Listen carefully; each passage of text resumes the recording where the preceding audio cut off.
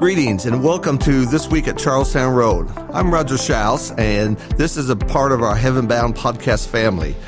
This is where we look back to what happened last week here at Charlestown Road, and it's an opportunity for us to look ahead to what's coming this coming Sunday. We are glad to have you with us this day as we come to talk about some things from the Word of God. Jason usually is sitting across from me, but he's out today, and so filling in for Jason is Jordan Cunningham. And just a little bit, I'll be talking to Jordan about some things that I think will be of interest to our listeners and helpful for them.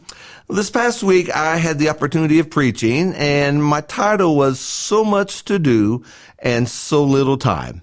And I think that is a motto of the days that we live in. We are always on the run. The to-do list is something that's just too long, and it never seems to get completed. As we put ourselves into the holiday season, things seem to get even more accelerated, and it just seems overwhelming, all the things we have to do. The subject of time is found all over the Bible, and that word itself is used over 700 times in our Bible. And time is one of those interesting concepts that is universally the same. Every person gets the same amount of time in a day. A rich person doesn't get more. Somebody that's excelling in academics doesn't get more. From the little bitty newborn baby to the very advanced age, we all get 24 hours in one day. No one gets more. You can't buy more. You can't borrow more. You can't save up and say, well, I'm going to need a few extra hours tomorrow, so I'm going to take some of today's and put it in the bank for tomorrow. Cannot do that. And so that's one of the interesting things about the subject of time. You can travel across this world, and it's the same. In Africa, it's 24 hours a day. In Europe, it's 24 hours a day. We go back in time in history. For our grandparents and great-grandparents, it was still 24 hours in a day.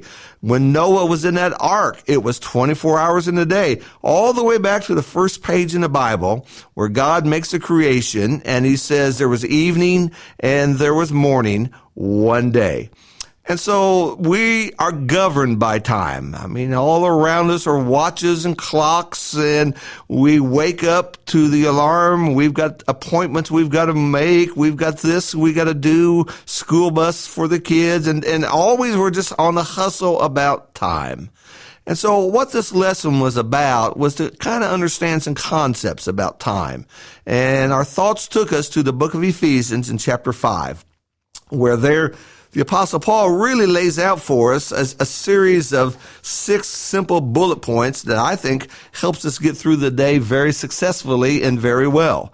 He would say, for instance, in verse 15, to be careful how you walk. He would say in verse 17, to understand what the will of the Lord is. He says in verse 18, to be filled with the Spirit. He would say in verse 19, to make melody in your heart to the Lord. In verse 20, he would say, be thankful, or always giving thanks for all things. But in the midst of all this, we come to verse 16. And verse 16 is where the apostle says, making the most of your time because the days are evil. And that really was the thrust of our lesson this past Sunday. It's on our website. We encourage you, if you haven't watched it, to go back and look at that. And maybe it's good to go back and be a little reminder of some of those things. And in the lesson, I brought out 3 major threats to our concept of time. Number 1 is we have too many demands. It's so hard for us to say no.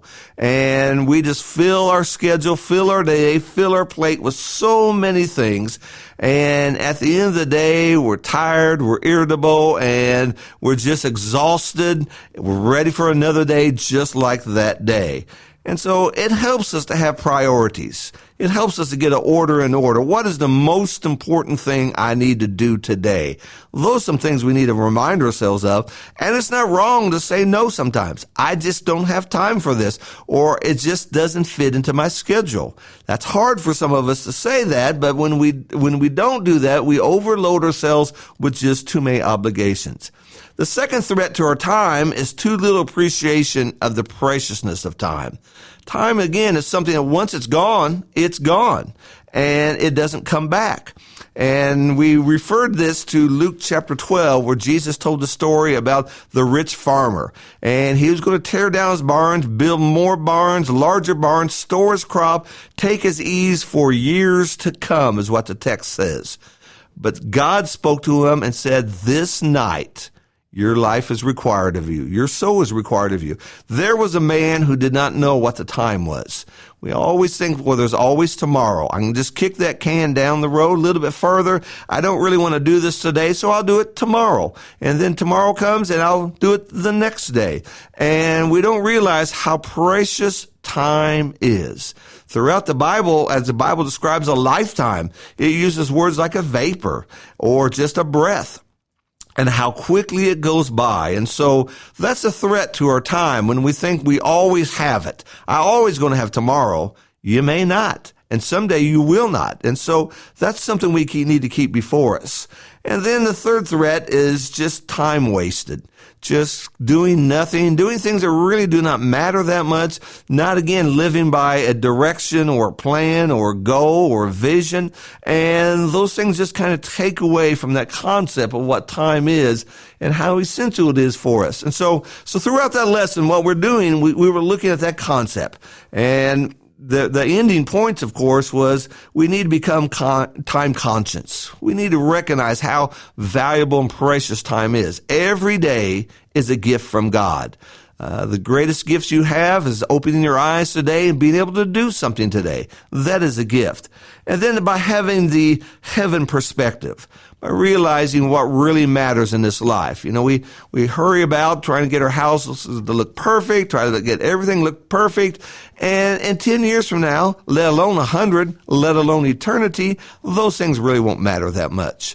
What really matters is getting our hearts clean with God, getting our hearts settled with God. And those are some of the things that lesson tried to bring out for us. And again, this is something that affects all of us. All of us are concerned about time. All of us are governed by time. And this is something that, again, will help us as we kind of look through those things. Well, with us today is Jordan Cunningham. Jordan is our lead media person here at Charles Town Road. He's the heart and the brains behind all the things that we do, whether it's the switches, the cameras, the mics. He's the one that makes live stream live, and he makes all this possible. Jason and I could not function without Jordan. We don't know what buttons to push and what to do, and he is such a blessing to us. Jordan's just a young man. Just newly married, but he has just given his heart to doing what he can and given his talents to the kingdom. So I thought it'd be very interesting just to kind of interview Jordan here a little bit and talk to him about some things and share some things with you, because in our listening audience, sometimes we always get the idea, well, I've got to be old before I can be useful in the kingdom. Or, I've got to be someone who's got kids and they're half raised and before I can really do something. I need a title like deacon or elder or preacher before I can do something. And none of that's Jordan. Jordan is just a young disciple, but he has a heart for the Lord. And that has always impressed me, and I know impresses God. So, Jordan, let me ask you this question right off the bat here. What is it that makes you so engaged in the work here?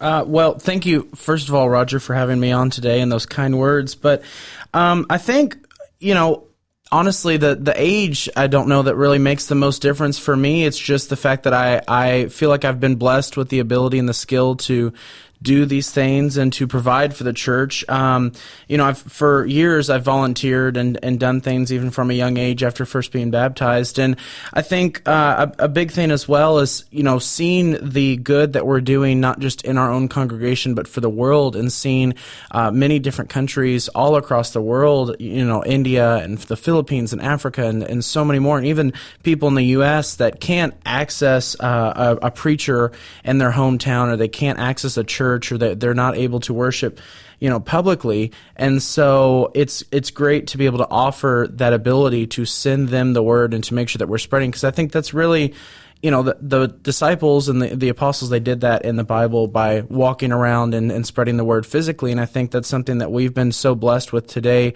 And the 21st century is to be able to spread the word digitally and reach so many more people than we ever could have imagined years ago. And I really love that concept. Just this very week, I've heard from 3 different people in 3 different states about our sermons on Sunday.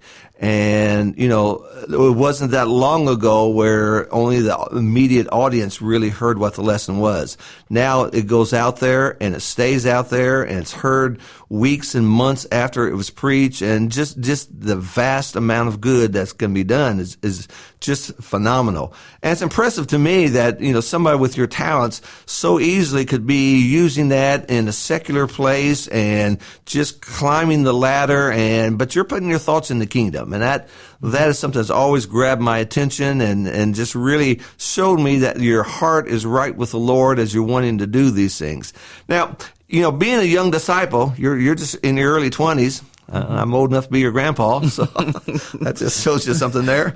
But being a young disciple like you are, what advice would you give to someone else close in your age? There's another young man out there, young lady out there, and they're just, they're just starting their journey with Jesus, and they see what you're doing. What advice would you give to somebody? Well, I think one of the biggest things is to not fear that your voice isn't going to make a difference. I think that, we specifically as young people are just the physicalness of us, we have more energy, we can be stronger in things. So younger people, we offer a lot that more older generations can't really offer. So we have the ability to go out and help physically, to help the elderly, and to offer our skills, even just generationally, the last couple of years as younger people, we've seen a lot of technology change, but that's nothing compared to, somebody that might be 50 or 60 or 70. And, things are completely different from when they were kids as they are now, as opposed to us kind of being around the same exact things. And so I think that big, huge jump between, right now where we are today and what everyone else has kind of experienced as the older generation, we have the ability to catch on to things and to learn things a lot quicker, and we can use that. I think another thing, like in 1 Corinthians 12, specifically, talking about the church and how all of us have different spiritual gifts, and the body of the church, it's not one body, but it's different members of the body. And I think, we might not be able to provide the wisdom that someone in the older generation can, but we offer the younger perspective. It's a different outlook that might not be thought about. And so I just think, one of the biggest things is don't let your age make you not use a skill, because you will have a skill now that you might not have when you're older. And so use those skills now. Like Roger was saying, our time is limited. And so use the time now to discover those skills and use those skills. And so I definitely think if you think you can do something, if you have the ability to do something, just try and use that, put that ability forth and allow yourself to help others and be involved in the church and in the in God's kingdom by using your skills now, no matter how old you are. And I think especially when we think about this generational difference, the younger generation and the older generation. Older generation, I'll just be honest, we get intimidated by gadgets. And, we always have to hand our phones over to our grandchildren and say, all I want to do is make a phone call. It's difficult because all this new technology and everything. Your generation embraces it. You live on that. You thrive on that. And to that advantage, you can show us how to use those tools for the kingdom. Mm-hmm. I mean, the idea of taking a podcast like this and then sharing it with someone else and then passing on a sermon or something that was written to people all over the world, that's just phenomenal that those things can be done. And to that Corinthian passage that you use, Paul's talking about spiritual gifts, but he's using the analogy of a body. Not everybody's a foot, nor do we want everybody to be a foot. If everybody was a foot, we'd run into the wall because we'd have no eyes. But if everybody was an eye, we couldn't go anywhere because we have no feet. And so instead of trying to change everybody into the exact same thing, we need to find what our abilities are and to use them. So let me ask you this. How did you learn this stuff? Most of it's kind of self-taught. So in high school, we had the ability to kind of try things out and use a lot of technology in our school, we were offered a green screen video room to kind of start playing with. And so that's kind of where I started. I guess my favorite thing to do would be the video. And so, nobody had tried it for a couple of semesters. So I said, hey, I'm going to get in here. I'm going to try it. Lots of YouTube, lots of reaching out to some professionals, meeting up with some people. And now, it's just all kind of self-taught, self-learning, or working with others. I've had the ability to work with a couple of people at Appian Media, and they've really helped kind of guide me and show me what we can do, specifically for the church. And, they're a great group that's doing, they're Christians, using their abilities and their skills for good to spread the word and to teach. And so, they were helpful. And then, I've also met just a lot of people along the way that are kind of able to help me learn and to help me kind of apply what I can use and apply what they're trying to guide me with. And so, it's really just all self-taught and kind of YouTube and personal help. And that's what I want our listeners to really appreciate. You didn't go to college to learn these things. You didn't, go through some advanced training. You just kind of picked it up yourself. You had a desire and an interest there, and you just kind of drove that and what about this? What about this? What about that? And that just kind of expanded your knowledge of what you could do.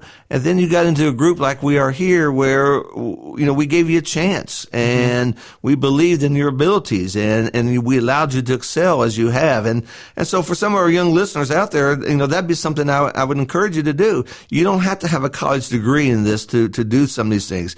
You may see something and you need to share it with the leaders at the church and say, hey, here's something that we can go to the next level. I know how to do that. And to have that conversation and to begin those things, because that's just a great help for us. We would not be able to touch as many lives as we do today had it not been for you and the great things that you're doing.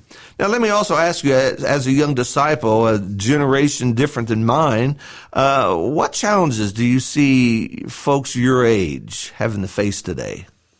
Well, I think, technology is a great thing, and we keep going back to that, but, I think it can also hurt us in some ways. And I think we, specifically at a younger generation, get wrapped up in being just so, addicted to our technology, to our phones, and to social media and all of that. And so I think that's a big kind of it can be a great help, but it also can hinder us a lot if we let that run kind of rampant. But I think, our peers as well, I feel like the Christianity, it's not, it's kind of frowned upon in some ways. And especially for those of you still in school, in either college or high school or any of that, even in the workplace, it's hard to really allow yourself to shine when so many people are trying to darken that, to stop that, and not allow you to shine. And so I think, those are one of the biggest things, is actually in this huge, big world, being able to kind of shine through as a young person. So I think, between technology, between, others around us, and just our age in general, even though we might have the abilities like we talked about earlier, our age, a lot of times, seeing someone younger, people of all ages on the other side can kind of look down upon you and, and not, they might not give you the same benefit of the doubt as they would somebody 20 years older than you. It's kind of like what Paul told Timothy, to let no one despise your youth. And that's something we keep before. A lot of congregations, there is a big divide between one generation and another generation. And sometimes the younger generations are wanting to go, go, go, and the older generations are wanting to stop, stop, stop. And what we need to see is how the two work together, and what a blessing it is to have both. I've preached in a lot of places where, they'll ask me, hey, will you come back in 5 years? And I'm looking around this congregation thinking 5 years, there may not be anybody alive. Y'all in your 90s, it's just kind of sad. And so to understand, the younger generation needs to appreciate the experience, the wisdom of the older generation.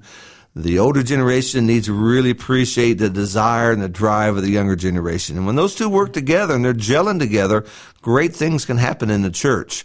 And so it shouldn't be a civil war between the young and the old.